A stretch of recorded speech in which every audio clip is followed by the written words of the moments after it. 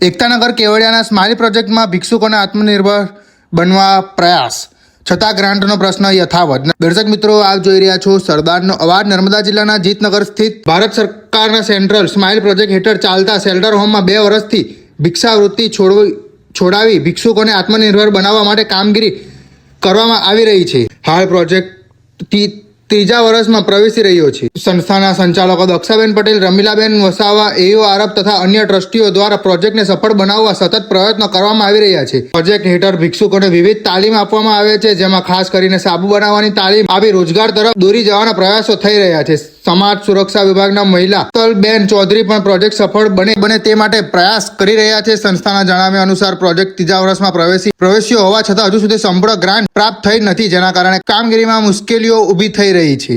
સંસ્થાએ સ્માઇલ પ્રોજેક્ટના ચેરમેન એસ.કે. મોદી સમક્ષ રજૂઆત કરી છે કે કેન્દ્ર સરકાર દ્વારા વહેલી તકે ગ્રાન્ટ મંજૂર કરવામાં આવે, જેથી પ્રોજેક્ટ વધુ અસરકારક રીતે આગળ વધી શકે। સંસ્થાના પ્રતિનિધિઓ જણાવ્યું કે વડાપ્રધાન નરેન્દ્ર મોદીનું સ્વપ્ન છે કે દેશમાં કોઈ ભિક્ષુક ભીખ ન માંગે અને દરેક વ્યક્તિ આત્મનિર્ભર બને, પરંતુ કેટલાક ઉચ્ચ અધિકારીઓના કારણે પ્રોજેક્ટની છબી ખરડાઈ રહી હોવાના આક્ષેપ પણ કરવામાં આવી રહ્યા છે। હવે પ્રશ્ન ઊભો થયો છે કે ભિક્ષુકોને પુનર્વસન માટે શરૂ કરાયેલા આ સ્માઇલ પ્રોજેક્ટને સમયસર સહાય મળશે કે નહીં અને પ્રોજેક્ટનું ભવિષ્ય શું રહેશે।